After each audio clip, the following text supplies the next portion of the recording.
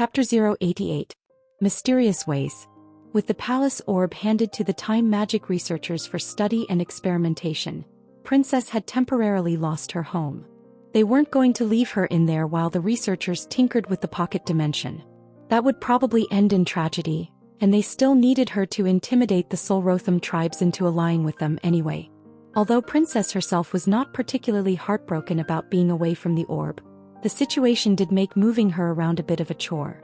She couldn't live in the desert. While she could tolerate dry areas, she needed plenty of water to rest in. Thus, Zack and Zorian mostly kept her deep in the Gothic wilderness, where she was happily terrorizing the jungle wildlife, and used dimensional portals to move her where they needed her. Thankfully, while Princess was huge, she was also serpentine in build and very flexible. She could squeeze herself through surprisingly small openings. However, this still meant Zack and Zorian had to expand their dimensional gates to far greater sizes than they typically used, greatly increasing casting time and mana costs involved. Princess did have her own, divinely granted teleportation abilities. They had experimented with them somewhat, trying to see if the Hydra had underutilized her gift somehow, but they were disappointed in the end. Her teleportation powers were exactly what they appeared to be. A short-range teleport ability that Princess could use for entering and leaving the palace orb, as well as tactical positioning during battles. It was incapable of transporting her across large distances. The logistics of Hydra transport aside, their alliance building was moving along extremely well. The Solrotham tribes they were visiting were both less secure and less prosperous than the Ziggurat tribe. Their settlements had no defensive wards. They had no guardian beast on the level of the divinely touched sandworm, and their equipment was far shoddier than what Zack and Zorian were used to. Thus, when a pair of powerful human mages came to them, riding on a gigantic 8-headed hydra and handing out gifts, none of them dared to simply snub them. Not all of them were eager to work with them, but all of them at least agreed to hear them out. It helped that this time they had brought an actual Solrotham language specialist to translate for them. The bearded, middle-aged man had only agreed to work with them after Zack and Zorian used Nialu and her family connections to guarantee their trustworthiness, but he had been worth the trouble. Not only was he proficient in the hand language that Solrotham normally used for their communication with humans, he even understood some of their native clicking and buzzing that they used to talk to each other. Though he couldn't actually speak it, of course. Curiously, the man was completely non-magical. Ibak, as he was called, claimed that spells were of little help to him in his job. They only put the Solrotham on edge, as many of them were wary of talking to mages. The devil wasps had great difficulty distinguishing spell chants from mundane conversations, so anytime a known spellcaster started speaking they would be viewed with great suspicion. At the moment, Zack, Zorian, Ibak and Princess were approaching another of the Solrotham tribes for recruitment. This one was particularly underwhelming, however, and Zorian privately wondered if they should even bother. The settlement was just a series of circular holes dug into a cliff, and Zorian had seen enough of such places by now to estimate the number of Solrotham living there. The tribe probably had less than 100 members total. Since the group had done nothing to mask their approach and Princess was very eye-catching, the Solrotham scouts had long since spotted them and the entire tribe was a nervous hive of activity. This allowed Zorian to take a look at the decorations and weapons the group was sporting, and he was not impressed with what he was seeing. Why are all these tribes so much worse than the Ziggurat one? Zack asked out loud. He probably did not expect an answer, but surprisingly Ibak had an answer. Because of the dungeon access, Ibak said. Zack and Zorian shot him curious looks, not really understanding. While humans like to build their cities on top of accessible dungeon layers, most other species do not, as their less sophisticated magical expertise makes them less capable of dealing with creatures crawling out of the dungeon on the regular basis, Ibak clarified. The Solrotham living in the Ziggurat of the Sun are an exception, probably because of the giant sandworm you mentioned. The creature probably allowed them to reshape their local underground the same way human communities do, letting them exploit the place in relative safety. The other tribes do not have that, and thus appear underwhelming in comparison. Huh, Zack said thoughtfully. I guess that sandworm is even more important than we thought. The wasps really lucked out with that thing. Before anyone could continue the discussion, Princess released a warbling cry and pointed one of her heads towards a spot on the horizon where a group of Solrotham was flying towards them. Zorian frowned at the sight. He wasn't surprised that Princess had noticed them before anyone else. She had 8 pairs of eyes and was intensely vigilant by nature. But the direction they were coming from and their numbers were unexpected. They were coming from their left, rather than the Solrotham settlement in front of them, and there were 12 Solrotham in the approaching group. An emissary from a different tribe? Zorian guessed. He doubted the tiny settlement in front of them would send out a hunting party as large as this. And if they did, the group would first enter their home to consult with their elders before confronting them. Probably, Zach said. I hope this becomes a thing in the future. This would go so much smoother if the surrounding tribes started coming to us instead of the other way around. As they grew closer to Princess and the humans accompanying her, the Solrotham group eventually slowed down and landed in the area in front of them. The Solrotham chose a spot that was a fair distance away from their own, trying to make their entrance seem less threatening, but in the end they did effectively block their path, and Princess instantly became outraged at the temerity of these newcomers. If Zach hadn't hurriedly calmed her down, she would have already been charging at them, heads roaring a battle cry. In the end, the two groups silently agreed to meet in the middle and negotiate. Zach, Zorian and Ibak ordered Princess to stay in the back and loom over the meeting threateningly, while the apparent Solrotham leader took 2 bodyguards with him and ordered the rest to similarly stay in the back and look intimidating. Zorian was kind of biased, but he felt that Princess decidedly won the aggressive posturing competition. For the next 10 minutes, Ibak and the Solrotham leader exchanged words while Zorian took the chance to study the group that sought them out. They were pretty impressive by Solrotham standards, he realized. They were all armed with iron spears and decorated with plenty of war paint, trinkets and various magical charms. The only person that wasn't armed was their leader, who carried a plethora of metal rings and chains but no weapons. He also had a particularly large number of charm bundles hanging off of him, some of which actually looked like they might be doing something. Zorian immediately pegged him as a priest. After a while the talking died down and Ibak turned to them awkwardly. Zorian could immediately tell that he didn't have good news for them, though the Solrotham themselves remained non-aggressive. Curious. What is it? Zach prompted. This group here comes from the Ziggurat of the Sun, Ibak said slowly. He did think those spears were kind of familiar.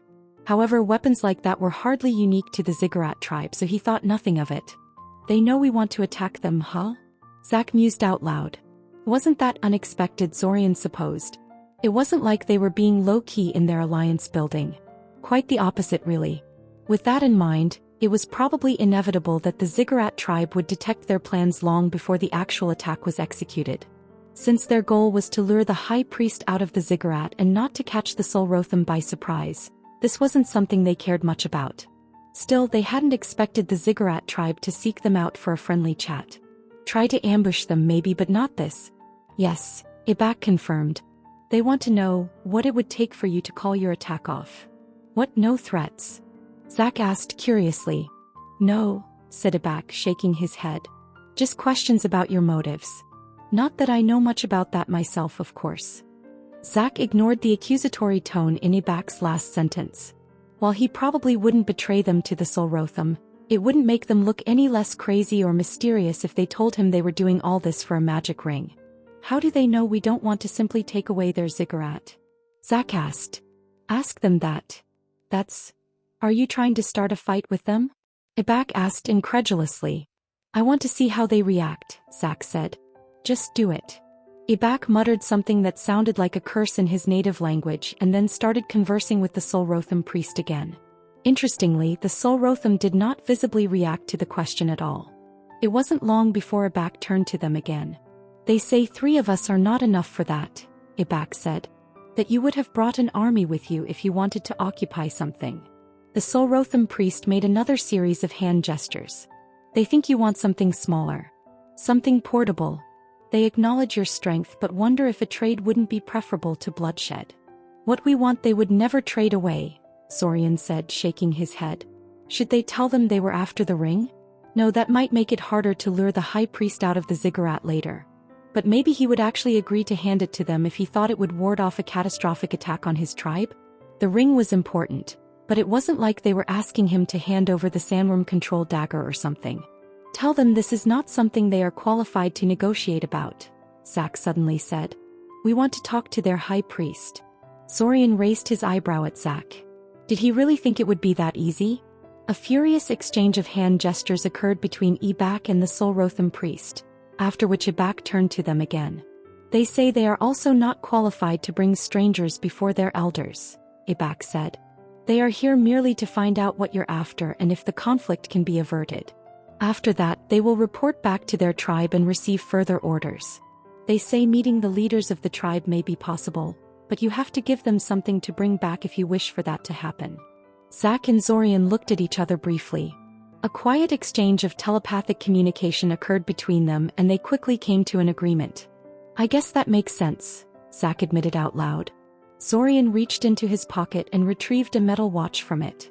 Using a quick alteration spell, he melted the portion of the casing and shaped it into a replica of the Imperial ring before handing it over to Ibak. Tell them to hand this over to the High Priest as our response, Zorian said. He'll understand, Zach added. Ibak raised his eyebrow at them but did as he was told. The Solrotham priest hesitantly accepted the ring, turning it in his chitinous hands. He seemed rather dubious about the explanation he was given, staring at both Zach and Zorian with his large faceted eyes in a searching manner, antennae nervously twitching in all directions. After a while, he carefully placed the replica ring in one of the many leather pouches hanging off his body and nodded to them in a very human manner. He then waved towards his bodyguards, signaling they were done here. Apparently he realized this was all he would be getting out of them. A few minutes later, the entire Solrotham group lifted into the air again and rapidly flew away in the same direction they came from. The humans silently watched their retreat for a while before Ibak decided to speak up. You brats are too damn mysterious about everything, he groused. I don't even know why I agreed to this. You're getting paid handsomely for this, Zach pointed out. Yet I'm still starting to regret this, Ibak said. He looked towards the Solrotham settlement in the distance. Incidentally, there is another group of Solrotham incoming. This time from the settlement we were going to visit before we got interrupted by this one. Zorian looked towards the settlement and noticed that Ibak was correct. The local Solrotham did not dare interrupt the Ziggurat tribe emissaries while they were talking to Zorian and others, but now that they were gone, they seemed to be hurriedly assembling their own emissary group to intercept them. Are we still going to talk to them about allying against the Ziggurat tribe? Ibak asked. I don't see why not, Zach said, shrugging. There is no guarantee that the High Priest will accept our message in good grace. If we thought it would be that simple to get what we want, we wouldn't have started down this path to begin with. We'll keep gathering forces, putting pressure on him while he considers what to do. Neither Zach nor Zorian really thought the High Priest would capitulate and hand them the ring without a fight. On the contrary, they felt sure it would make their task of eventually obtaining the ring far harder in this restart. However, on the off chance it did work, it would be pretty much an ideal solution to obtaining the ring in future restarts. Thus, they decided to give it a try anyway. They didn't expect to be approached by the same emissary group the very next day, inviting them to the Ziggurat to talk with the High Priest. Ibak cautioned them against accepting the offer. It was an obvious trap, he said. However, Zach and Zorian did not care. Even if the meeting was just an excuse to ambush them, they still had to go. They were far more powerful than either Ibak or the Solrotham High Priest realized, and were unlikely to die. As long as they met the High Priest face to face and he had the ring on him, they would get what they wanted, one way or another. Unfortunately, Ibak adamantly refused to follow them into the Ziggurat, calling them suicidal fools. Zorian understood the man's attitude. Ibak couldn't possibly know just how capable he and Zach really were, so his concerns were well warranted. However, this didn't make things any less frustrating and the argument was rapidly becoming heated. The Ziggurat tribe emissary calmly observed the argument for a few minutes before casting some sort of spell. Both Zach and Zorian instantly became wary, but it quickly became obvious that the Solrotham priest was casting magic on himself. The spell was far lengthier and ritualized than what Zorian was used to when dealing with human and Iranian mages, involving nearly a minute of buzzing and gesturing. And at the end of it the Solrotham priest burned a handful of scented materials as some kind of offering to the heavens. An entirely superfluous gesture as far as Zorian could tell, not impacting the spellcasting results at all. This done, the emissary straightened himself up and faced them again. The fight, unnecessary, he declared with a somewhat distorted but perfectly understandable human voice. Talk, still possible. No need to pressure companion. Zach and Zorian stared at the Solrotham for a while before Zach spoke up again. "You could have done this right from the start and you let us talk through a translator all this time?" he asked. The Solrotham's antenna twitched nervously as he tried to decipher Zach's words. "He clearly has only a rudimentary knowledge of Icosian tongue," Ibak said in an exasperated manner. "It makes perfect sense for him to prefer conversing with me, using more familiar hand gestures than bothering with this. My speech, poor," the emissary added. "High priest, much better. Will be enough until we reach temple." After some more discussion, Zach and Zorian agreed to leave Ibak and followed the Solrotham back to the ziggurat. Despite their worries, they were not attacked at any point in the journey, not even when they entered the ziggurat itself. Instead, the emissary dutifully led them through the empty corridors and straight into the temple, where the high priest and his honor guard waited for them. Zorian was honestly a little surprised. The Solrotham had actually brought them in front of their high priest, just as they had promised. Sure, the room was also packed full of heavily armed guards and several lesser priests, but it did not seem like they were walking into an ambush. The Solrotham were tense and agitated, but they did not move to attack them. The high priest stood proudly in front of the huge sacred fire that served as the heart of the temple. Situated at the top of a large stone dais, the fire illuminated the entire place in a dull orange glow. The air was uncomfortably hot and dry, even though Zach and Zorian had spent their time traveling through a scorching desert just before coming here. From his elevated position, the Solrotham high priest silently stared down on them, his multifaceted eyes unblinkingly studying their every move. A deathly, uncomfortable silence soon descended on the scene. For several minutes, the two sides simply stood in their spots without making a move. Even Zach remained patient and unmoving, reluctant to make the first move. Finally, the high priest seemed to reach a decision. He reached towards one of his hands and removed a familiar ring from it. He then placed it on his palm and thrust it towards them decisively. "Take it," he said. His voice was deep and resonant and echoed dramatically throughout the room. "Just like that?" Zach asked curiously. "You do not want it?" the high priest asked. "We want it," Zach said. "I'm just a little surprised by your behavior." "I mirror your sentiments, human," the high priest declared. "I too am a little surprised by your behavior. If you wanted the ring, why did you not just come here and ask for it? Why bother with the hostilities?" Zach looked at him like he was stupid. "What are you talking about?" Zorian said. "Are you saying you'd have given us the ring if we had simply walked in here and asked you to?" "Of course," the high priest said. "We are children of angels. What child dares defy its parents?" "The angels," repeated Zorian confusingly. The high priest stared at them silently for a few seconds. "As I thought," he said, lowering the hand that held the ring. "You do not know." "No, we really don't," Zach freely admitted. "What are you talking about? Have you tried to contact the angels recently?" the high priest asked. Zorian raised an eyebrow at him. What a ridiculous idea. As if anyone could just contact the angels to have a friendly chat of something. Besides, the spirit world cannot be contacted at the moment, Zorian said. "Ah, so you do know that much at least," the high priest said, his antennae waving in the air lazily. "Good. Just before the angels fell silent, they graced us with their presence and gave us a warning. They said that in the coming month, a powerful human mage may arrive here and ask for the ring. If that were to happen, we are to simply hand it over without struggle." Zach and Zorian stayed silent, digesting the explanation. Angels specifically instructed the Solrotham to hand over the ring to them? Well, to the time loop controller, really. To Zach. Did that mean that angels were the ones to give Zach the marker? It would certainly explain how Zach could have gotten a divine blessing when such things were supposed to be all but extinct in modern times. Why would the angels tell you to do such a thing? Zach frowned. "I don't know," the high priest said, cocking his head to the side like a curious bird. "You should tell me." "Well, did they actually give you a description of this powerful human mage?"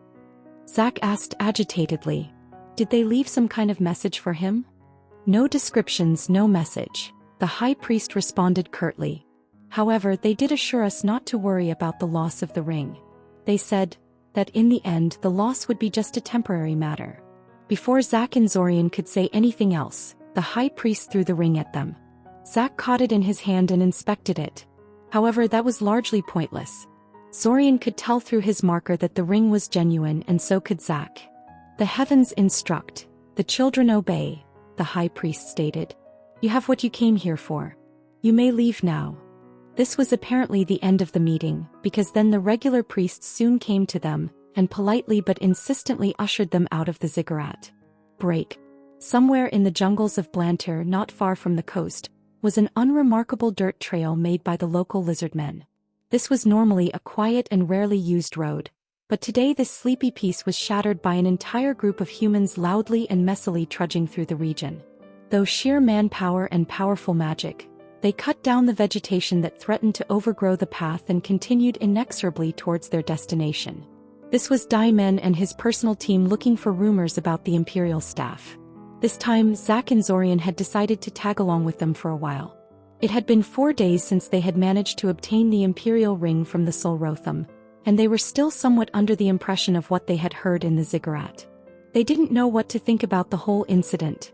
Clearly the angels were aware that the time loop was going to be activated and took at least some precautions in regards to that. Did that mean they were behind the whole thing? Zack certainly did not remember even talking to an angel, much less receiving any sort of instructions from them. Of course, it was possible that Red Robe was responsible for that, having erased Zack's memory of that for some reason, but then one couldn't help but ask why they didn't plan for that possibility and leave a message for him through one of their other servants. The ring situation proved they were both capable and willing to make such contingencies when it suited them, so why not for other things as well? There were no easy answers for that. Even Alanik admitted that this sort of thing did not make much sense to him, though he did not seem to be too disturbed. The angels work in mysterious ways, he said, since they labor under many limitations and restrictions placed on them by the gods. Many times they simply couldn't do the logical thing or even tell you why they are acting the way they do.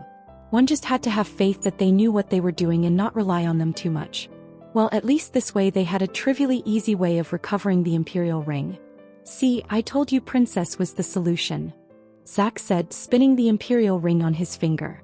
This is not how you expected things to go, and we both know it, Zorian told him firmly. He looked over to the side where Kerma was fiddling with the brand new divination compass Zorian had made for her. So, what do you think? She didn't answer for a moment, opting to instead cast a quick series of divinations through the device before turning it in her hands a few more times.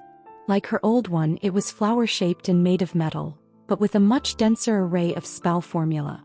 Zorian was pretty sure his work was a massive improvement on what she had been working with up until now, but high-level diviners were finicky and what worked for him might not necessarily work for her. Very impressive, she finally concluded. A bit bigger and heavier than I'm used to, but I can work with this. It feels a little weird to accept something this valuable for free though. Free? Torin scoffed from their side. One of the floating eyeballs that followed him swiveled towards them while Torin simply kept scanning the jungle canopy for something. He had a bad habit of not looking people in the eye while talking to them, letting his floating eyeballs maintain eye contact instead. He's had all of us searching an entire continent worth of jungle for a straightened piece of wood without having to pay us a single thing. It was about time he started handing out gifts. That's not very fair, Kerma protested. We're also doing this for ourselves, not just for him. And I'm paying plenty of money to make this happen, Zorian pointed out. Fake time loop money, Torin said dismissively. Doesn't count. Also, why don't I get a gift? Taven suddenly asked, having snuck up to them from behind while they were taking. Seriously, Zorian, you're handing out expensive gifts to strange women, but you don't have anything for your old pal Taven? Shame on you. Zorian looked at her amused. He'd thought she was still busy gawking at the jungle sights, since this was the first time she had ever stepped foot in one, but apparently she had calmed down a little and decided to seek him out. Kerma gave Taven a less friendly look, since she apparently didn't like being labeled a strange woman out of the blue. My gift to you is taking you with me to Blantyre, even though you have no useful skills for the mission and no wilderness survival experience, Zorian told her blandly. I guess that's true, she laughed nervously. I really do appreciate it though. Traveling to exotic lands searching for ancient artifacts. This sort of expedition is exactly what I hope to one day experience. It's great. It's just too bad I can't put this on my job profile or something. She was entirely too giddy about the whole thing. On one hand, it was kind of annoying to have her dance around the whole group like an excited little girl.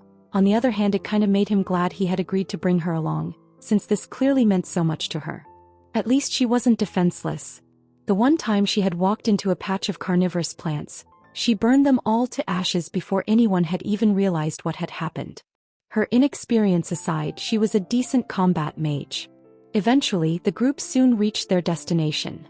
A small lizardmen village where they would supposedly find a reclusive sage that knew everything about the history of the region. While the everything was almost certainly an exaggeration, there was probably some sort of basis for his reputation, right? The village was a humble one with tiny houses made out of mud and straw. There was a river right next to it, and most of the adult villagers were currently busy tending to their boats, which they dragged onto the shore for easier handling. The children were either shuttling tools and materials between various work groups or chasing each other and fighting while their parents shouted something vaguely threatening at them, probably telling them to stop messing around or demanding they get out of the way if they wouldn't help. Their arrival caused a small commotion in the group, but they were mostly curious rather than wary. Most lizardmen never saw a human in their entire life, Zorian had learned, so they did not know what to expect of them. Since the group was accompanied by lizardmen guides hired in the nearby city-state and no one in the group carried an obvious weapon like a spear or a club, the villagers were not particularly frightened of them. Annoyingly, this meant that some of the braver children tried to examine them closer or even touch them. One of them specifically picked Zorian as a target, probably because he was one of the shorter humans present, and kept asking him something while poking him. Lizardmen language sounded nothing like normal lizard hissing. It was more like a high-pitched warbling bird song. Zorian understood none of it, but by peering into the kid's mind and listening to the snickering explanation of their lizardmen guides, he managed to puzzle out that the child was asking him if he was a fairy. He hated this village already. In any case, the group eventually set up a small camp just outside the village, with most of the group just idling around while the leaders of the village exchanged gifts with daimon and went through various ceremonial gestures. The whole procedure was annoyingly lengthy but apparently necessary. The reclusive sage they wanted to talk with was normally, well, reclusive. He wouldn't deign to meet most people, but perhaps if they could convince the village elders to put in a good word for them, he might give them a chance. Zorian was currently sitting on one of the cut-down logs on the outskirts of the village, watching some of the lizardmen children fight the animated mud person he had created out of the ground to distract them from himself. Although the mud construct had the size and strength comparable to an adult human, the truth was that humans were notably smaller and weaker than lizardmen. Their vaguely crocodilian frames were wider and larger than human ones, and their skin was covered in tough leathery scales. Thus, even though the mud construct's enemies were mere children, it was still being gradually overpowered. This was pretty much how Zorian had intended it to be, however. He didn't really want to hurt the little brats, even if they were loud, grabby and generally annoying. Not far from him, some enterprising lizardman woman had come to try and peddle her crafts and trinkets to the gathered humans, trying to exchange pottery and necklaces made out of colorful stones for metal tools and fabrics.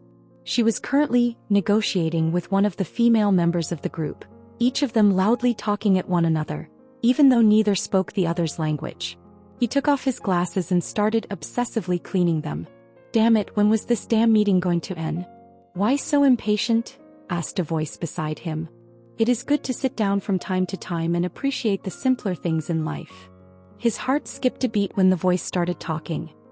He turned towards the source of the voice, shocked to find that there was suddenly a strange lizard man sitting next to him.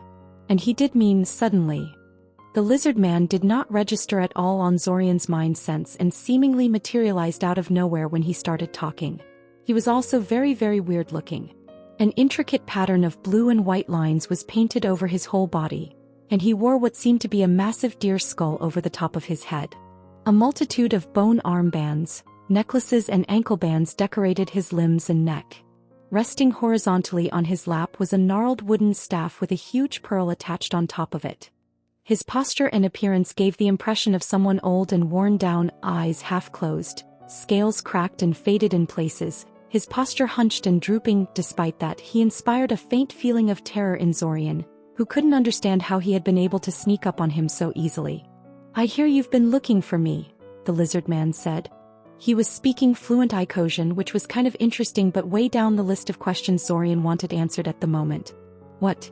Oh, you're the sage we wanted to speak with, Zorian realized. Indeed, the lizard man said, fiddling with one of the bone armbands while watching the children play with Zorian's mud construct. I dislike this kind of attention, so I decided to just meet with one of you and be done with it. Zorian looked around and realized no one seemed to be paying attention to his conversation with the weird lizard man that had showed up out of nowhere. Only you can see and hear me, he said casually. This was such bullshit. Why did you pick me out of everyone else present?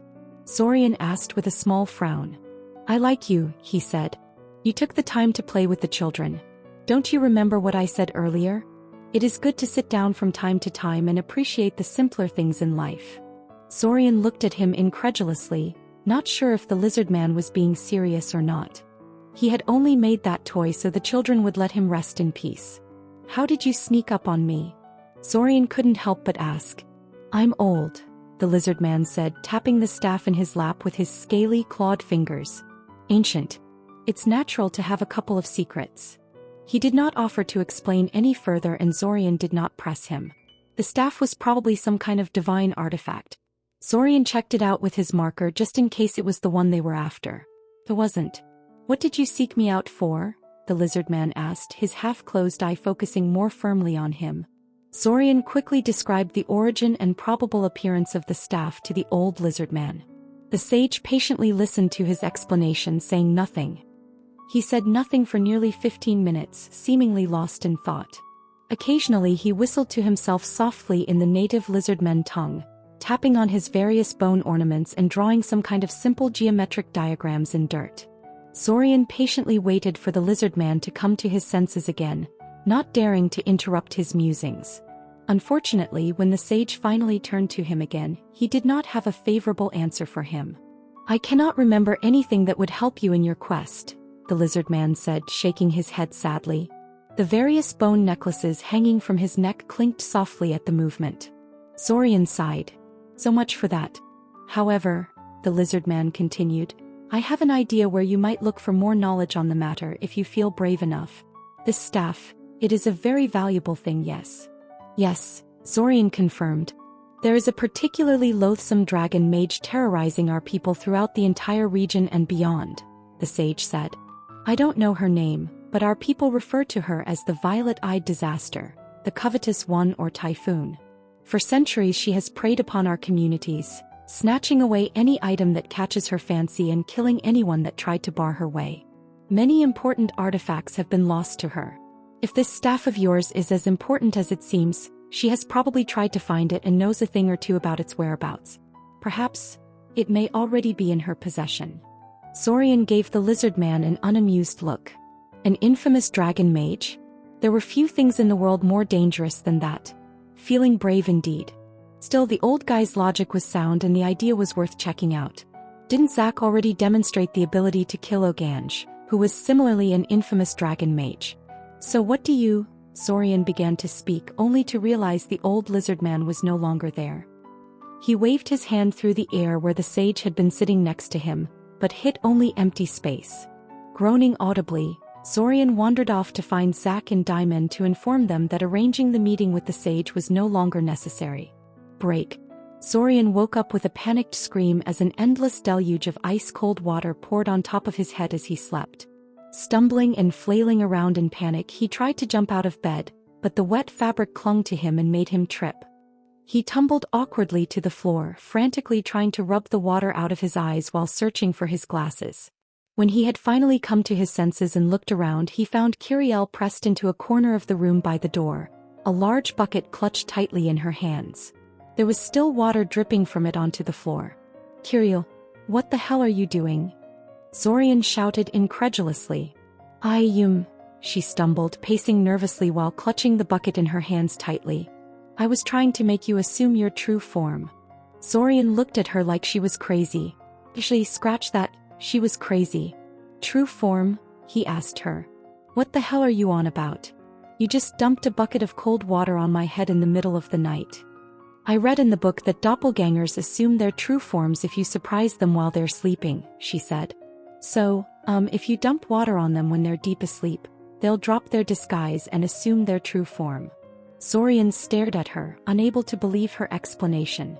You think I'm a face changer? Zorian asked her in a calm voice. Why, you aren't acting like the Zorian I know, she said while staring at the ground and refusing to look at him. You have all these friends all of a sudden. You didn't get angry at all when Amaya asked you about Diamond, and you're way too nice to me. Zorian sighed and ran his hand through his wet hair to get it out of his eyes. He looked at the closed door, confused as to why the entire house hadn't woken up by now because of all the shouting, but then he remembered he had put pretty strong privacy wards on the room. If you thought I was a doppelganger, you should have at least gotten someone to back you up when confronting me, Zorian told her. He made a couple of gestures and pressed his hands against his chest, evaporating most of the water out of his clothes. You're too good at magic too, Kiriel added. That's another thing that's weird. But, you didn't change forms, so I guess you really are Zorian. Zorian debated the merits of using an illusion to seemingly morph into some kind of grotesque monster right at that moment, but immediately discarded it as too cruel. As much as he wanted to rage and get back at her, she had good reasons for pulling off this stupid stunt. He was getting entirely too careless around her, it seemed. Yes, I really am Zorian, he told her in an exasperated tone. He took the bucket from her hands and lifted her up before marching back to his bed and plopping her right on top of it. Right on top of the wet part, that is. Why? She protested, immediately jumping off the bed and inspecting her suddenly wet behind. Punishment, Zorian said pitilessly. You did say I was too nice to you, no? She gave him an angry look but said nothing. Anyway, he said, I suppose I can tell you a little bit about what's going on and why things are so weird right now. Break. Time marched on. The search for the staff in Blantyre, the research on pocket dimensions and other points of interest, the training of people with the aid of black rooms and nigh-limitless resources. As the restarts started to accumulate, these and other projects started to gradually bear fruit. Just like that, another 5 restarts had passed. Chapter 089. Victory. It was a peaceful summer day in the Great Northern Forest.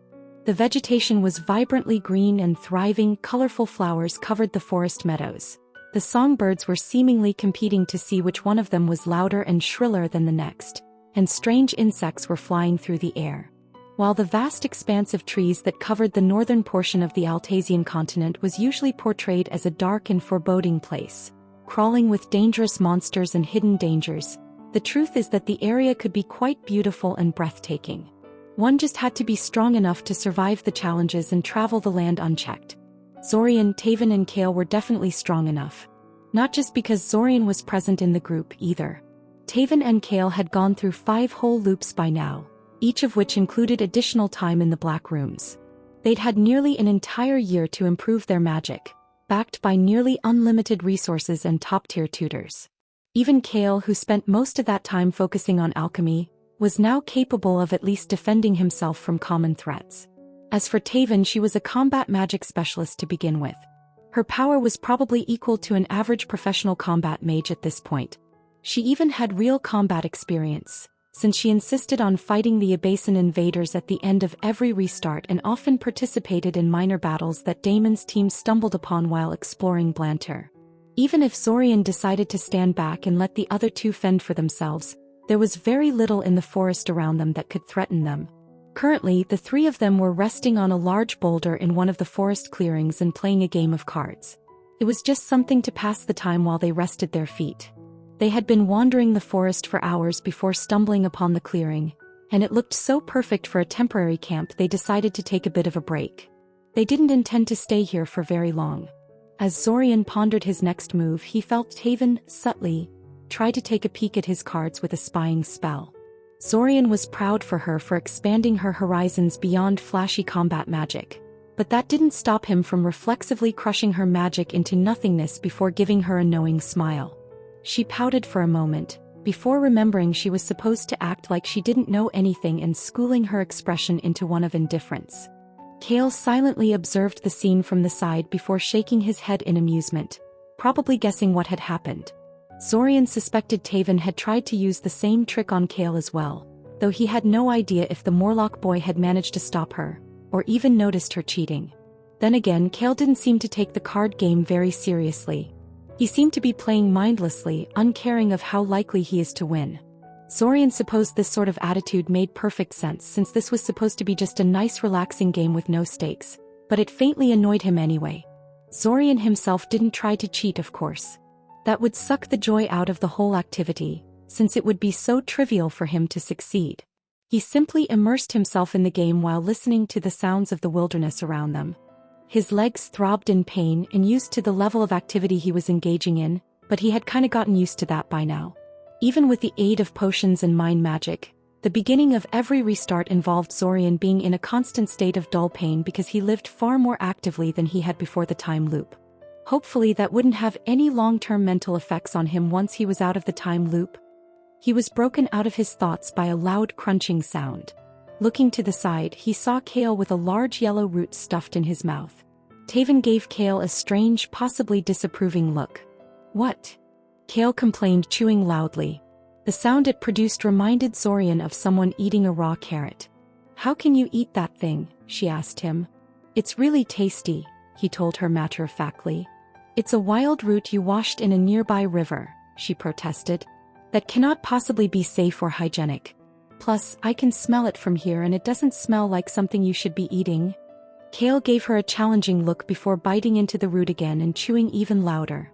Zorian pretended to study his cards while inwardly chuckling in amusement.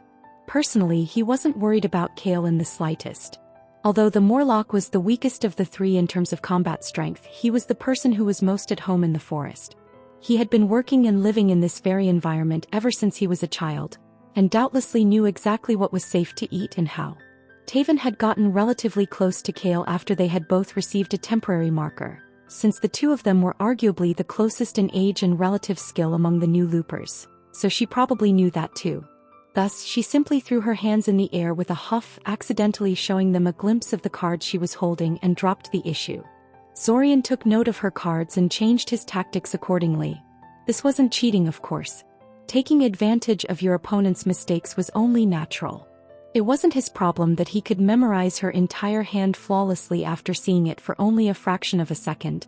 After another 15 minutes of chatting, playing cards, eating roots and berries and lazing around, the three of them reluctantly decided to move on. After all, this whole expedition originated from Kale's desire to search for rare alchemical ingredients in the depths of the Great Northern Forest. This wasn't really some critical task that had to be done, and the three of them were mostly using it as an excuse to relax and socialize, but they did intend to seriously search for things Kale was after. For the next half an hour or so, Zorian followed after Kale, casting divination after divination and occasionally taking over the minds of forest birds in order to scout the area around them. Taven also utilized divinations, having achieved some measure of expertise in the field over the various restarts, while Kale mostly relied on his own two eyes. Considering his extensive experience in searching for magical plants, however, he probably still saw and understood far more than Zorian and Taven did. Every once in a while the Morlock boy would inspect some random stump or boulder, occasionally picking up some other magical plant that wasn't on their list, but which he apparently also considered worthwhile, and occasionally just stared at them meaningfully while pondering some mysterious issue. The backpacks the three of them wore had all been made by Zorian, and were considerably larger on the inside than they appeared. But Zorian estimated Kale's backpack was already starting to get full from the various plants, jars full of worms and beetles, and even some colorful stones that seemed pretty mundane to Zorian's eyes. Even if they failed to find the things they were searching for, Kale certainly intended to make the most out of this expedition, that's for sure. Relaxing times like these had become increasingly rare in these last 5 restarts. Everyone was constantly busy with something, whether it was following some plan, searching for things that could help them, experimenting with exotic magics, or simply training their skills. This was especially true in this particular restart, since this was the last restart for the temporary loopers. If they could not figure out a way to modify the temporary markers before the end of the restart, they would lose, well, everything. Sure enough, eventually Kale and Taven could not help but bring up the issue that was constantly in the back of everyone's mind these days. "This is the end, isn't it?" Kale suddenly said. The other two gave him conflicted looks. There was no need to ask him what he meant by that. "Tell us honestly, Zorian, what are the chances we can figure out how to adjust our markers before this month runs out?" Kale continued, seeing how he had their attention. Zorian suppressed a sigh. Temporary markers.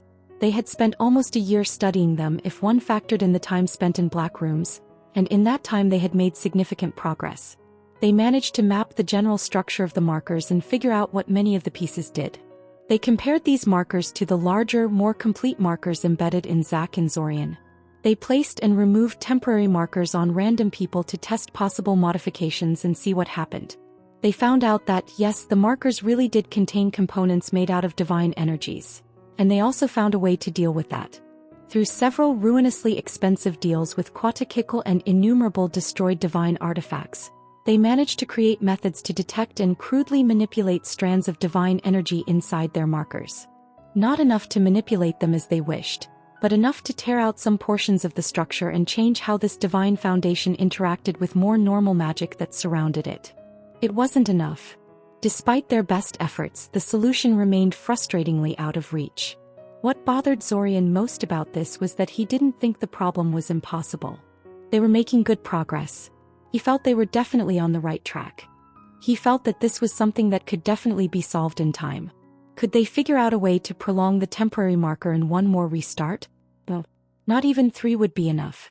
But maybe if they had 5 or 6. If their soul magic was more developed. If they had easier access to the imperial crown resting on Quattakikal's head. If they had learned how to sense divine energies sooner. No, Zorian finally admitted. There is no chance at all. All 3 of them walked in silence for a while.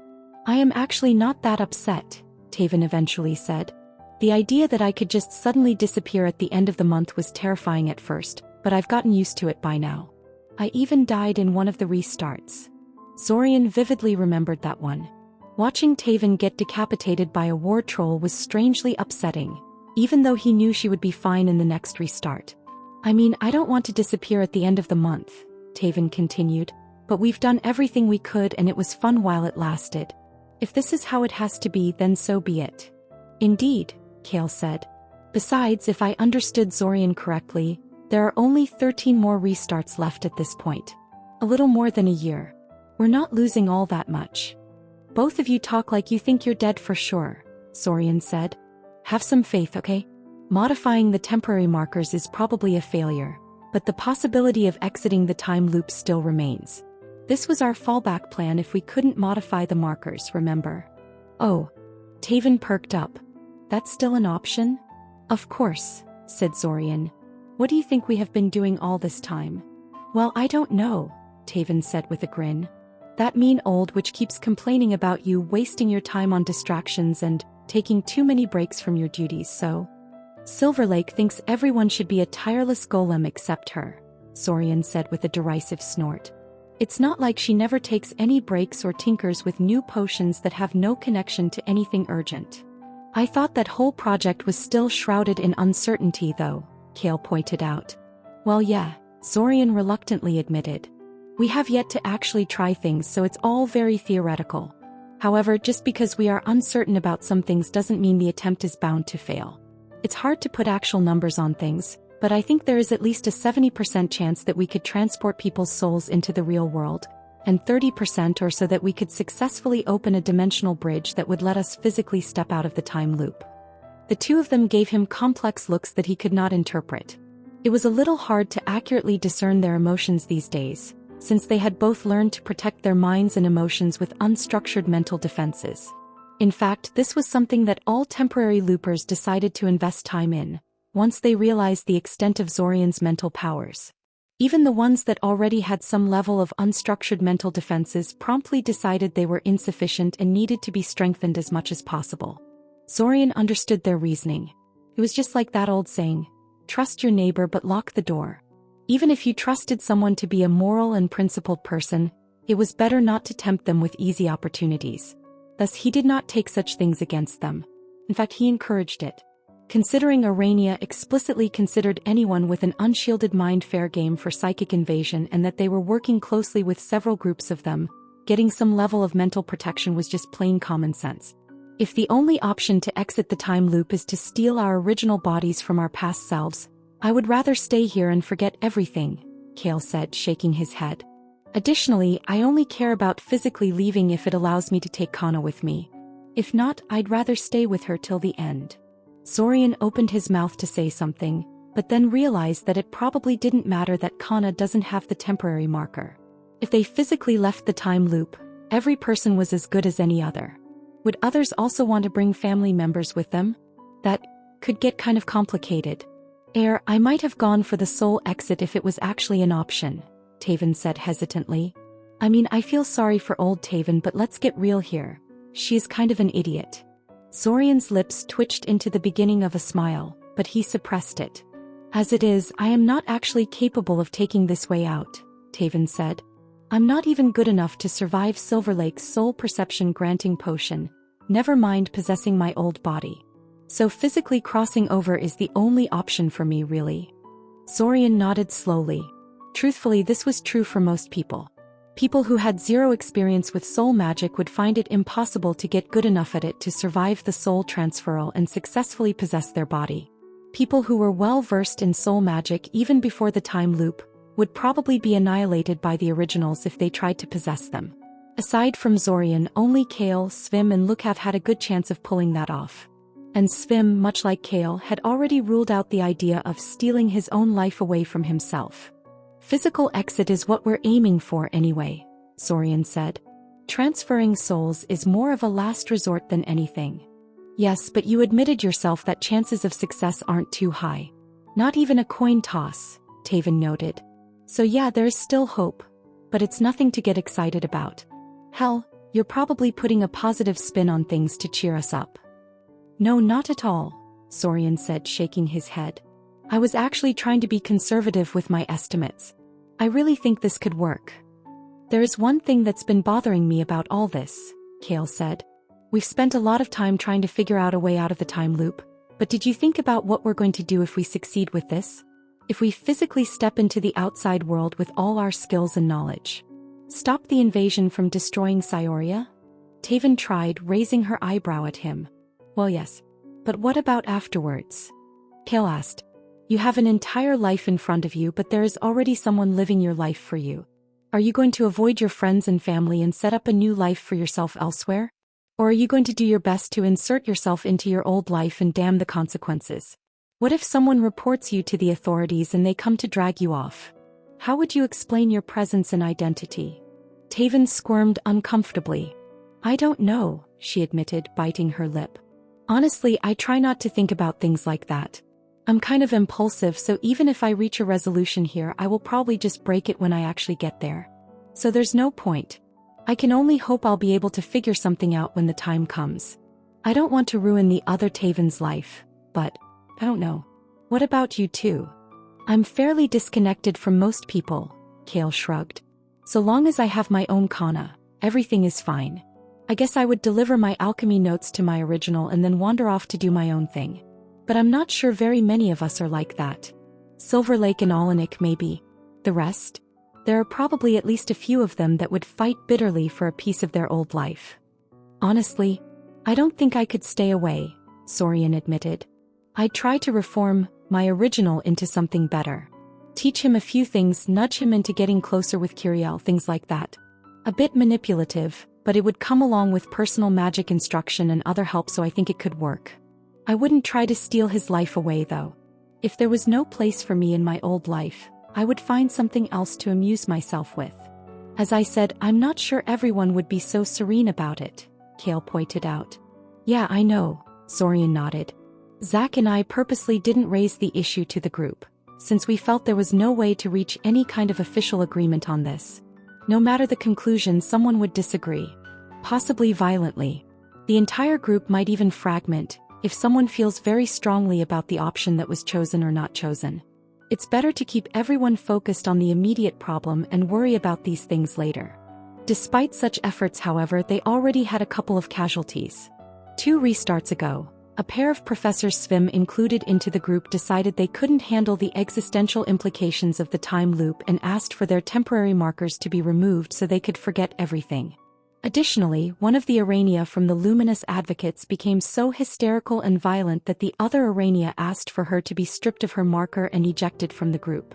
Zorian wasn't sure what had caused that, but since the other Luminous Advocates mysteriously acquired soul perception around that time, He suspected it was a product of some secret procedure they had collectively performed on themselves.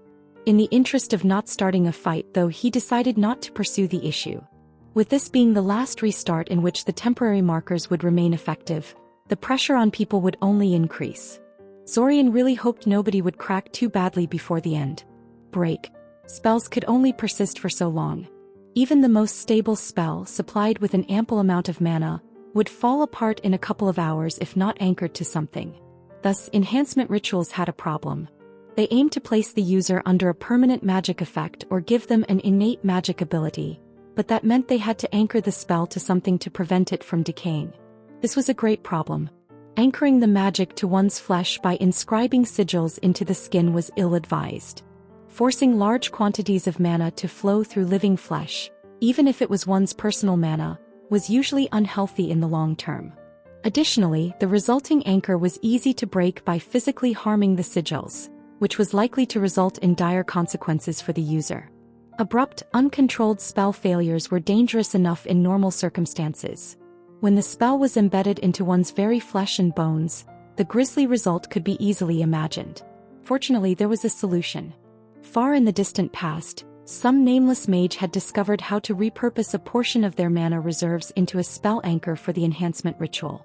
Since one's mana reserves were kept naturally stable by the soul, any magic fashioned from them would also be kept stable.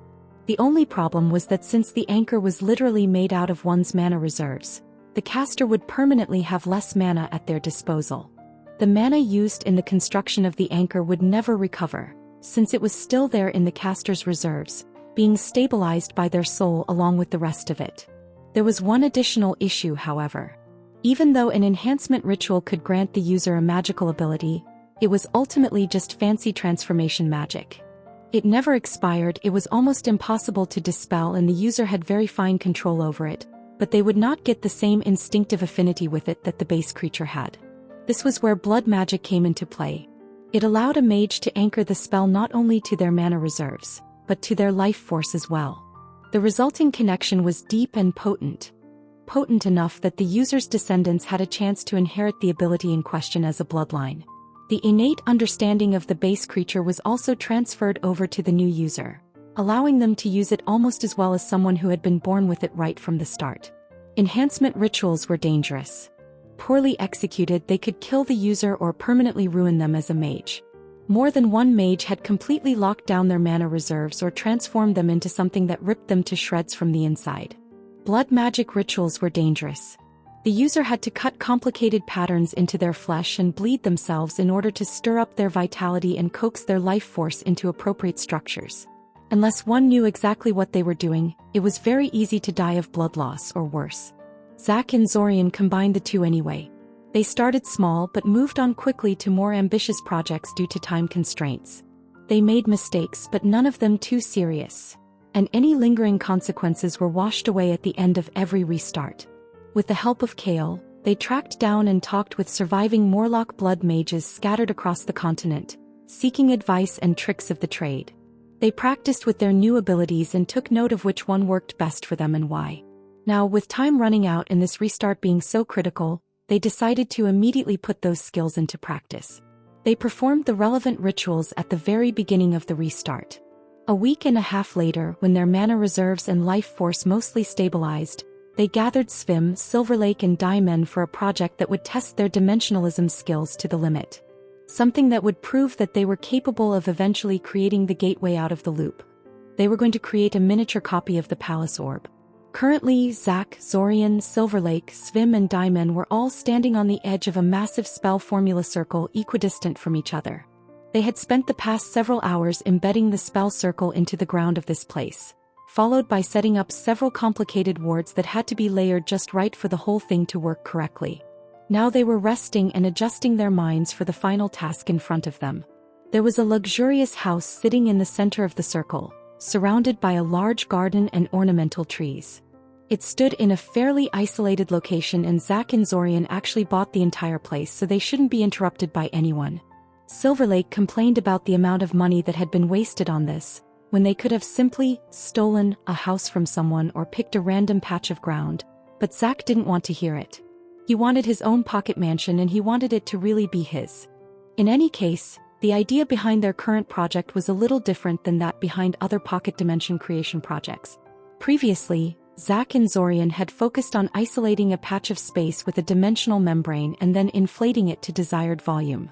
Now they would be forcibly isolating a large patch of land from the rest of the world, compressing it and then attaching it to a prepared anchor object. In this case, that was a ball of magically reinforced glass, for maximum resemblance to the palace orb. This was similar to the method Silver Lake used to hide her home from outside scrutiny, but harder. Silver Lake simply compressed an area to make it seemingly disappear, but it remained connected to the rest of the world. That made her pocket dimension immovable but easier to actually create. What they were doing now, however, would require them to effectively tear out a piece of reality and put it into a portable box for their own use. The house and its surrounding land were not nearly as big as the space inside the palace orb. Despite that, attempting this required all 5 of them to join hands and perform a group magic ritual, employing every trick and advantage they could think of, and they still weren't sure if they could pull it off. Zorian didn't even want to think what it took to create something like the actual palace orb. Looking around, Zorian saw that the others were well rested and ready to start. He took a deep breath and stepped forward. 5 simulacrums followed after him. Zorian had long since cracked the method that Princess used to coordinate her 8 heads as one entity, and was now capable of using it with his simulacrums. It was a fascinating thing, connecting multiple viewpoints and thought streams into one unified perspective, but it did have an important limitation. It could only be used when Zorian and his simulacrums were broadly doing the same thing, such as fighting the same enemy or cooperating on the same task.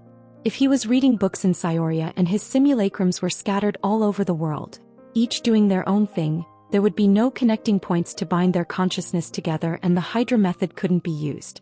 But for the task at hand, it was just perfect. He then activated the magic ability he had acquired through the enhancement ritual.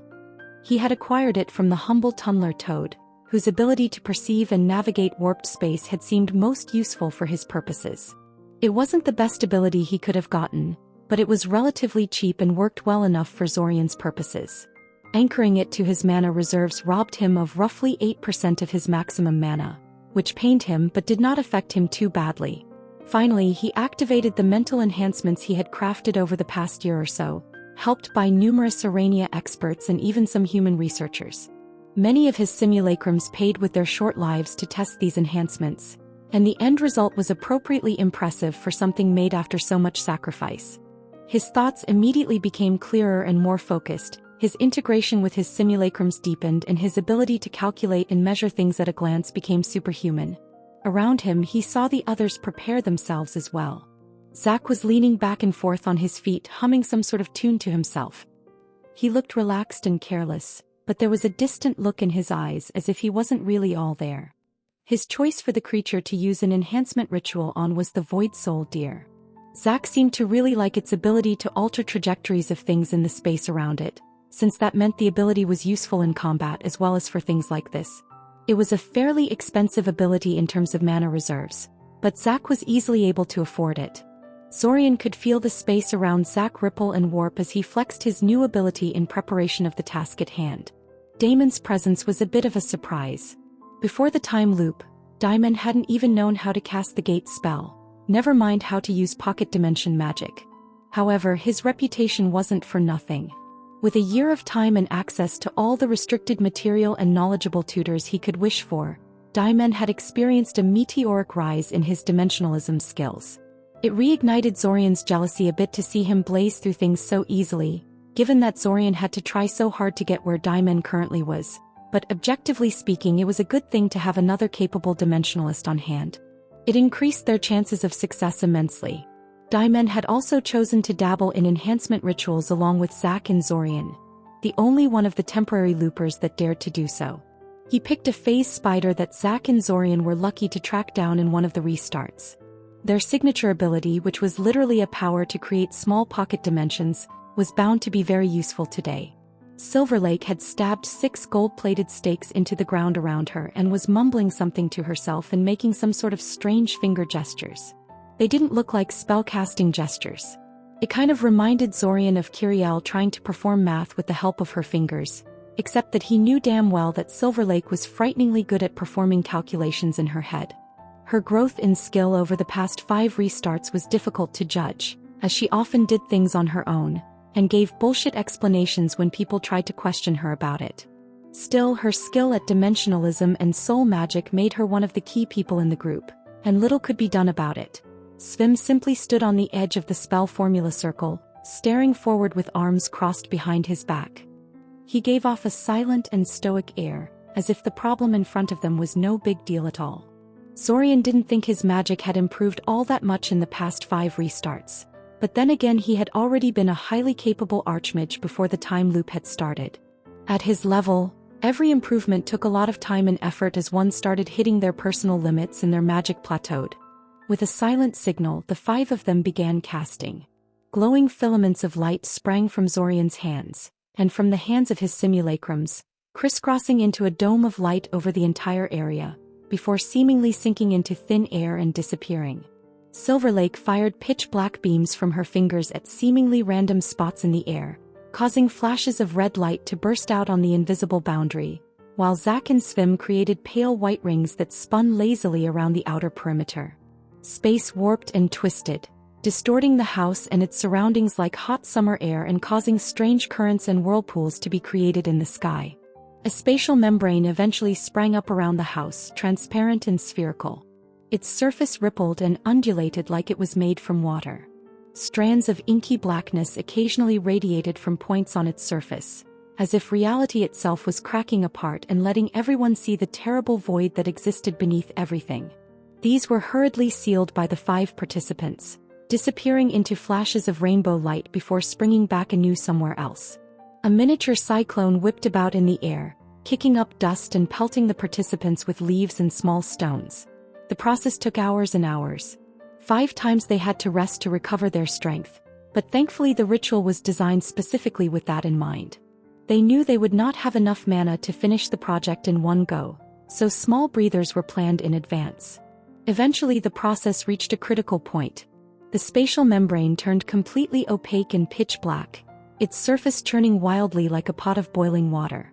Cracks spread out from the ground as the entire area was ripped out of the surrounding landscape, small tremors threatening to knock down the participants, something that would surely disrupt the casting at a critical moment and ruin everything. In the end, everyone kept their balance, but the momentary distraction caused lances of spatial cracks to scythe through the area, reducing trees into chunks and utterly destroying one of Zorian's simulacrums. He managed to compensate for the loss, however, and the casting continued. The spherical black membrane started to repeatedly expand and then collapse inward, looking almost like a giant black heart. This process continued for several minutes, but if one observed the whole process carefully, they would notice that the sphere was gradually getting smaller and smaller. It was being repeatedly compressed into an ever-decreasing volume. When the sphere had reached half of its original size, a fundamental change occurred and the whole area of space seemed to collapse inward, as if it was about to be sucked into a tiny point in the center. Zack reacted immediately, throwing a large glass ball into the center of the collapsing mass while the rest scattered 16 stone stabilizers into the surrounding space. Each of the stones was a cube densely covered in spell formula, and they immediately floated into a dense spherical formation around the black mass. In only a few seconds, the black mass was completely sucked into the glass ball and everything was silent and still. The strange lights and spatial distortions disappeared. The area inside the spell formula circle had completely disappeared, leaving behind a circular crater where the house and garden once stood. In the center of that crater floated an innocuous-looking glass globe, with 16 stone cubes lazily orbiting around it. Then with a deafening boom, all of the stone cubes shattered and fell to the ground. The glass globe was still fine, however. The stabilizers had sacrificed themselves to give that final push for the whole process and firmly attach the newly made pocket mansion to its portable anchor. If one looked closely, they would be able to see a miniature lifelike house suspended in the center of the globe. It even appeared intact, which was great. There was a non-trivial chance for everything inside the globe to end up getting wrecked by the stresses of the creation process, if it was not channeled properly. Complete success. Everyone gathered around the globe to gawk at it and admire their handiwork. Zack, Zorian, Silverlake and Diamond were in visibly high spirits following the success of such a difficult project. Only Svim managed to retain his reserved attitude, though Zorian felt he still looked faintly pleased with himself. I just realized I have no idea how you intend to power this thing, Diamond said. Surely this thing requires a great deal of mana to keep stable. We placed a permanent miniature gate inside the house, Zack said.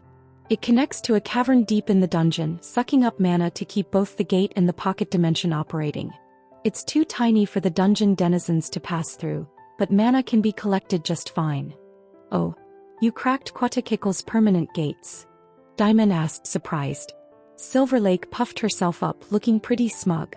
Her contributions were pretty crucial in cracking the method Quatakikle used to make his gate stabilization frame. Hers and, oddly enough, that of the filigree sages. Their method of creating spell formula anchors had some surprising similarities to the methods Quatakikle used in his construction of the stabilization frames. Yes, we finally managed to replicate the Lich's methods, confirmed Zorian. It has limited usefulness to us as a method of transport, though, since it takes a while to make those. It's more convenient to just use my simulacrums as mobile gate creators. We have made a great deal of progress, Svim spoke up. This globe is a perfect representation of that. However, I wonder if that is really enough to let us make a gateway leading out of the time loop. Everyone shared a look for a moment as they considered the issue. We have a chance, Zorian said. The chance is too low for my liking, Silverlake grumbled before Zorian could say anything else. Her good mood seemed to deflate a little. If we had another 6 months. But we don't. We won't be able to crack the temporary markers in less than a month, Zack told her. Why even waste time thinking about that? Well, it's easy for you and Zorian to be so relaxed about that, Silverlake sneered at him. You'll still be there even if this all fails, won't you?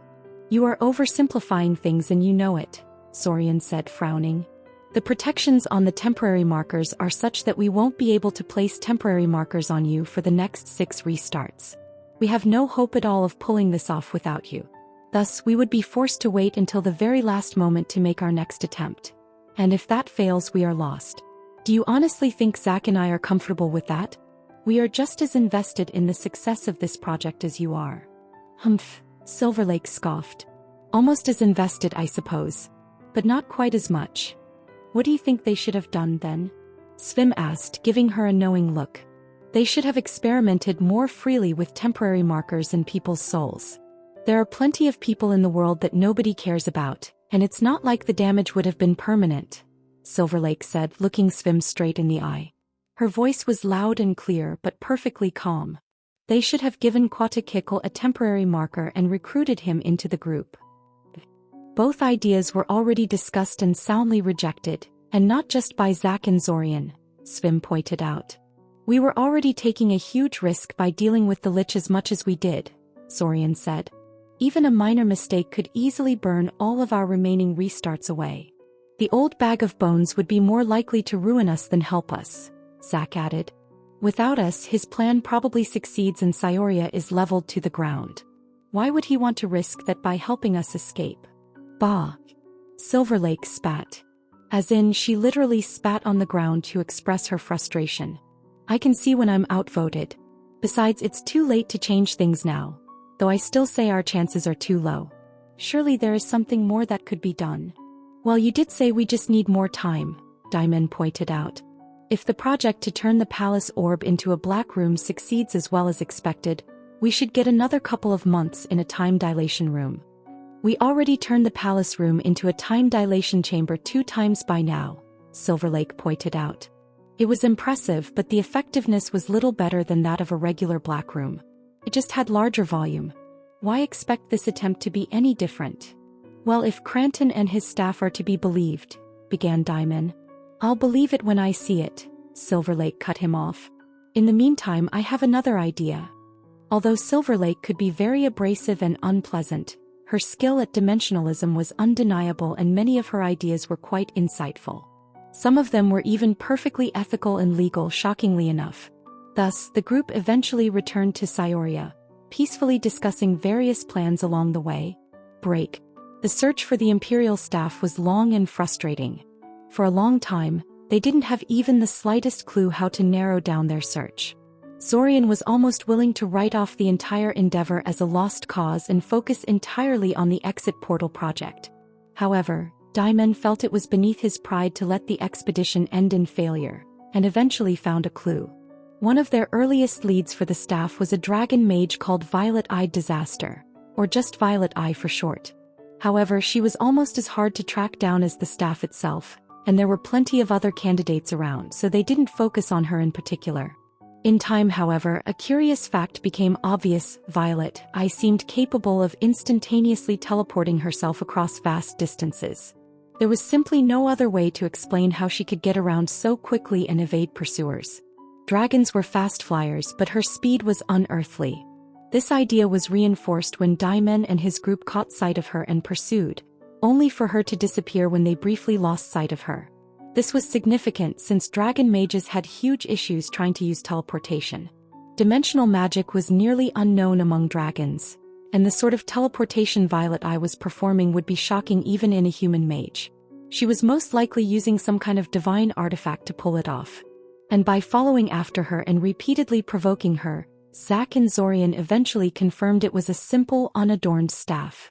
Deep in the jungles of Blantyre, atop a small mountain, a fierce battle was raging between Zack and Zorian on one side and Violet-Eye the dragon mage on the other. Shattered remains of Zorian's combat golems littered the mountainside, and several large craters lay scattered around the place. Smoke and dust covered the skies. Roaring in outrage, Violet-Eye swooped down on Zack's position, opening her jaws and breathing fire at him. The jet of flame was unnaturally hot and concentrated, even for dragon breath, a white-hot incineration beam that set nearby bushes on fire just by passing near them. Without flinching, Zack placed an opaque black shield made out of spatial forces in front of him. The incineration breath sank into the shield and harmlessly disappeared, as if it had never existed in the first place. Moments later, he was hit by a gust of magically enhanced wind. It looked rather ethereal, a gentle rainbow glow suffusing it, but the moment it reached Zack, it caused the black shield to collapse into nothingness and almost sent him tumbling down the mountainside. A trio of stone cylinders flew in the air towards the dragon, shining with dangerous blue light. She managed to knock them away from her before they exploded, but it disrupted her charge and allowed Zack to regain his balance. She sent a quick glare at Zorian, who was standing in the distance with a gun-like cylinder launcher in his hands, before judging Zack a greater threat and smashing her tail towards him like a flail. Zack didn't try to dodge or put some distance between them. He merely cast another spell, causing huge hands of stone to erupt from the ground beneath her, reaching towards her. Her eyes narrowed imperceptibly, but she continued her attack, trusting her strength and vast reserves of magic. She was justified in her confidence when trading blow for blow with a human, since they could never match a dragon in terms of toughness. However, her attack missed. Her eyes widened in surprise, not understanding what had happened. This wasn't the sort of rookie mistake she could ever make. If one had looked really closely, though, one could have seen space itself subtly shift around Zack just before the tail slap had descended upon him. The stone hands closed around the dragon, pulling her downward. She manifested huge ectoplasmic claws to crush them into powder, but the moment of weakness was enough for Zorian's simulacrums, who immediately teleported into the vicinity.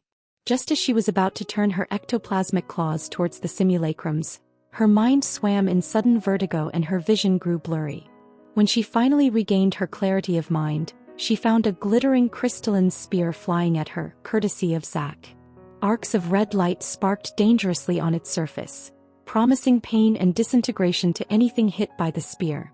Invading the mind of a dragon was not an easy thing to do, but it was within Zorian's capabilities, if only for a moment. Roaring, Violet-Eye conjured an omnidirectional sound wave that hurled all of the simulacrums away from her like a bunch of rag dolls and destroyed all nearby obstacles. The spear continued to fly, but it was knocked off course and only glanced off her flank, tearing out a chunk of her flesh but largely leaving her intact. She launched herself in the air and tried to flee. She didn't teleport away like she had the first few times Zack and Zorian had tried to corner her, presumably because the staff she was using had run out of charges by now. However, she was still a dragon and few things could catch her in flight if she fled at maximum speed. Zack and Zorian were nearly out of mana by this point, and Zorian was starting to run out of bombs and other items too. Even Zack, with his immense mana reserves, could not compare to the stamina of the dragon. They could chase her down, but if she kept stalling and disengaging, she would eventually wear them down and maybe even turn the tables on them. She probably knew that and was deliberately using that as a tactic. Considering that she was armed with a convenient retreat in the form of the teleportation staff, this was probably how she usually fought. Wearing down the enemy by repeatedly retreating and coming back was likely second nature to her by now. Unfortunately for her, Zack and Zorian weren't alone. Before she could get very far, she found Alanik, Svim and Diamond waiting for her in the distance. A roar of frustration echoed across the entire mountain while Zack and Zorian sat down to recover their mana reserves and catch their breath. "Haha, I bet she didn't expect that," Zack said, grinning. His face was smeared with dust and there was a thin line of blood running down his left arm where a piece of shrapnel managed to get through his defenses, but he appeared to not notice it. Now she, too, can experience what it's like to be worn down by repeated attacks while her opponents take a rest every once in a while. "Didn't you kill Oganj, who is a famous dragon mage, all by yourself in one of the early restarts?" Zorian asked curiously. "I know he couldn't teleport around and was less annoying to fight, but he shouldn't be any weaker. How on earth did you manage to tackle him on your own?" "Trial and error," Zack chuckled awkwardly. "Lots of trial and error. I honestly do not recommend it." They fell silent after that, simply watching the battle unfold in front of them. "Break. We've done it," Zack breathed. Laid on the ground in front of him were 5 objects: a glass orb, a plain metal ring, a gleaming dagger, an ornate crown and a simple staff. All 5 pieces of the key, gathered in one place. The staff Violet Eye had been using was indeed the Imperial staff they were looking for. They had already brought it to the Guardian of the Threshold for inspection and found out about its powers. It had the ability to place up to 6 undetectable recall points and allowed the user to teleport back to their recall points, regardless of the distances involved. Each recall point could only be used once every 24 hours, but this was still a very potent ability. That was for normal users. For the time loop controller, the staff was even more useful, since the recall points remained in place across restarts. That meant that if one began a restart with the staff in their hands, they could potentially travel anywhere on the planet in the blink of an eye. Zack and Zorian didn't begin their restarts with the staff in their hands, though, so the item's usefulness was nearly non-existent. They had to travel so long and search so far for an item that gave godlike movement capabilities to people. There was some dark humor in the situation, but Zorian didn't feel like he could appreciate it at the moment. In any case, at this point the whole thing didn't matter. The staff was important because it was part of the key needed to unbar the exit of the time loop, not because of its innate properties. Of course, by the time they acquired it, they already had the orb and the ring, so they were only missing 2 more items to complete the set: the dagger and the crown. The dagger was, well, not exactly easy to acquire, but it was entirely doable at this point. They had familiarized themselves enough with the wards on the royal treasury that they could break into it and steal the dagger on their own, without any help from Quatakikl. So they did just that. It caused a terrible uproar and everyone was still searching for the thieves, but Zack and Zorian were fairly sure they had covered their tracks well enough. Getting the crown, on the other hand, had been something they had agonized quite a bit over. They succeeded in the end, but now they had Quatakikl after their heads and the restart was not even halfway over. The ancient lich had plenty of time to track them down and make them pay for what they did, which is something they never let him have in the previous restarts. Still, with only 1 piece of the key missing, how could they possibly resist the temptation to complete it? There was no way they could have waited until the end of the restart to do this. For all they knew, using the key may give them options that hadn't existed until now. Numerous people crowded the space around Zack and Zorian, peering at the items on the ground. Pretty much everyone had arrived to take a look at them, even though they were nothing special in terms of appearance. Scattered whispering and quiet speculation filled the air and people speculated what would happen when they were brought before the Guardian of the Threshold. After some quick discussion, Zack and Zorian decided to bring the key to the Guardian of the Threshold right away to see what would happen, and they would be taking everyone with them to witness it as well. Previously, they had already tried to bring a temporary looper into the space of the Sovereign Gate and failed. The Guardian of the Threshold later confirmed that temporary loopers are unable to access the space. However, this security measure was childishly easy to bypass through a short-duration soul bond that allowed the controller to simply pull outsiders with them as they entered the sovereign gate. Once inside, the guardian of the threshold largely ignored their presence, recognizing them as temporary loopers, but completely unconcerned about the fact that Zack and Zorian were breaking the rules. Zack and Zorian had used this method to bring various people into the sovereign gate at multiple occasions, so they did not foresee any problems. Thus, the whole group made way into the secret time magic research facility beneath Scioria and, after some small preparations, entered the sovereign gate. The guardian of the threshold soon popped into existence in front of them, just like he always did. He was still the same human-like glowing entity, his face emotionless like a sculpted statue. "Welcome, controller," the guardian greeted. Yeah, said Zack. "I'm glad to see you too, you lovable idiot. Did you notice we've brought the key to you?" The guardian was silent for a moment. "One moment, please," it eventually said before becoming silent again. In the dark void of the sovereign gate space, there was only a silent glowing humanoid and a small throng of people anxiously waiting for his reaction. The guardian of the threshold did not appear to mind the large number of visitors, continuing his mysterious pondering with not a care in the world. The temporary loopers around Zack and Zorian simply squirmed nervously, not saying much. They had learned by now that the guardian of the threshold utterly ignored temporary loopers, refusing to answer their questions or even acknowledge their existence.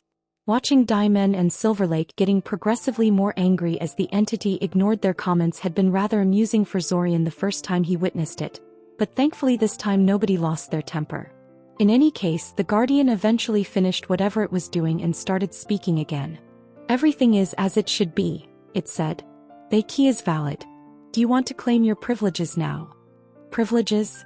Why, I love privileges," Zack said, grinning. "Yes. Give me all of those." "Done," the entity immediately said. "Can I unbar the gate now?"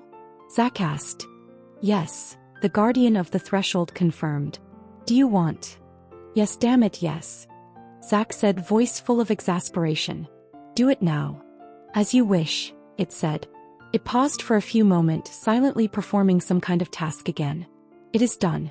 The gate is now unbarred." Zorian watched in growing horror as the guardian of the threshold suddenly started twitching and stuttering as if it was having some kind of seizure. His head rolled around at impossible angles, rotating a full 360 degrees, his entire torso squirming and bulging as if something was trying to burst out of it. He had a very bad feeling about this. "What the hell is happening?" someone asked behind him.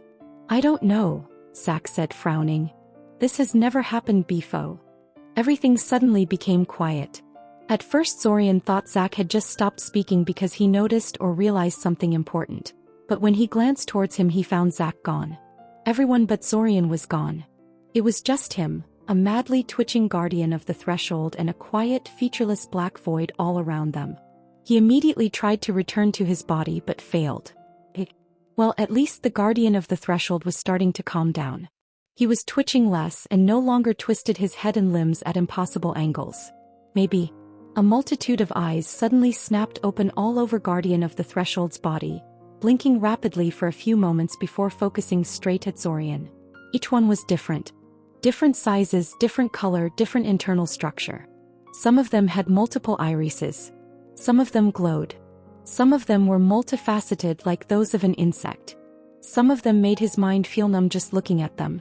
"Zorian Kaczynski," the guardian of the threshold said. Was it still the guardian of the threshold? Freaky eyes aside, even his voice was different. It was booming and resonant with not a trace of humanity in it. "I have a proposition for you." "Who are you?" Zorian immediately challenged. "You call me Panic Seth," it immediately answered. Zorian's mind froze for a moment. "What, how? The primordial?"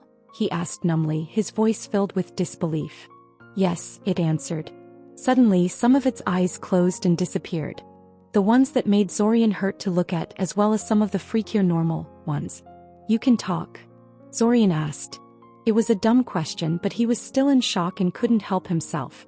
Panic Seth seemed to think so too because he ignored the question. "I can get you out of here," Panic Seth said. Its form changed again, additional eyes closing and his form becoming more human-like in both color and texture.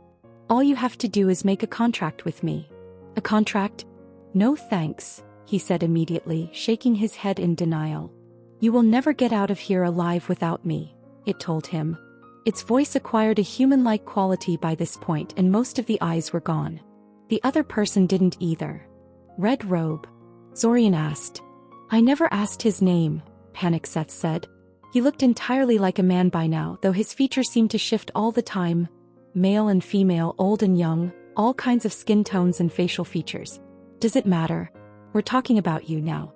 Swear on your life you will help free me and I will incarnate you outside of this crumbling world. Why would I do that, though? Zorian asked. You get to live? Panic-Seth asked, sounding a little mystified by his response. His constant shifting of his appearance slowed down greatly at this point. He seemed to have settled on a female form now, tall and good-looking with long black hair and a body to die F. Zorian scowled. The damn thing was slowly changing its appearance to appeal to him as much as possible, wasn't it? It constantly cycled through different appearances, all the while paying attention to his body movements and facial expressions to see what evoked a good response in him. It was showing him what it thought he wanted to see. Suddenly, the entity shifted into a perfect copy of Kiriel. I just want to live and be free, she said, her lip quivering and her voice on the verge of tears. You are not Kiriel. Zorian shouted at it, his temper rising. Panic-Seth immediately changed forms again, copying Taven. Then Svim, Daimon, Ilsa, Amaya. Some of these people, how did it even know how they looked and sounded? Was it reading his mind? He immediately strengthened his mental defenses, even though he could detect no intrusion. Why are you talking to me now? Zorian asked. I was here plenty of times before. The gate was barred until now, so there was no point in speaking to you, Panic-Seth answered. I can only get people out when the way is open. But you could have contacted me like this all this time? Zorian asked. Yes, Panic-Seth confirmed. The Sovereign Gate has been damaged over the years, some of the safeguards failing. That is why they stopped using it for a long time. However, there is no point in speaking to most people unless they are strong enough to help me and unless the way is open. I did not think you could gather the entire key before the world crumbled, but I'm glad to be proved wrong. We can help each other, Zorian. We can even discuss additional rewards once I am out of my cage. But what if I fail? Zorian asked. You die, of course, Panic-Seth said, as if it was the most normal thing in the world. That's what the contract is for. So you get me out of here and in return I must help free you or die? Zorian asked. Exactly, Panic-Seth confirmed. I'm going to have to say no, Zorian sighed. Panic-Seth stared at him for a second. It seemed to realize it would never be able to convince Zorian to take this sort of deal, no matter what it used to entice him. You will regret that, it said. This was a one-time offer. I will not bother contacting you again. Zorian was of two minds about this. On one hand, that was a bit disappointing since he would like to have more talks with a primordial to see if he could get something substantial out of it. On the other hand, it was a freaking primordial and it seemed to be reading his mind in some way he couldn't detect. It was probably for the best that it never wanted to see him again. You gave up pretty quickly, Zorian commented. How are you so sure there is no chance to convince me in the future? It doesn't matter anymore, Panic-Seth said. Someone else has already taken my offer. Zorian's eyes widened at the comment. Before he could ask Panic-Seth what it meant by that, the generic female form in front of him disappeared and he was surrounded by noise again. He was once again standing next to Zack with temporary loopers standing around him. All of them were screaming, shouting and talking at once. It was abundantly obvious that Zorian wasn't the only one who had found himself alone, facing a terrifying primordial entity. And after the situation had calmed down somewhat and he had done a quick head count, a terrifying realization suddenly dawned to Zorian. Silver Lake was gone.